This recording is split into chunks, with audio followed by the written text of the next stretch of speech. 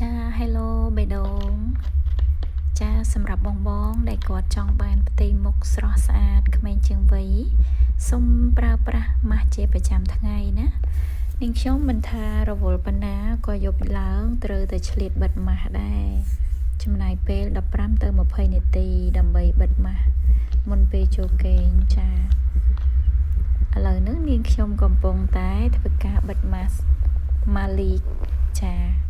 បិទម៉ាស់ម៉ាលី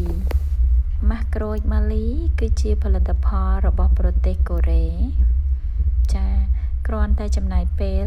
15ទៅ20នាទីធ្វើឲ្យស្បែកមុខយើងមានជាតិទឹកមានសំណើម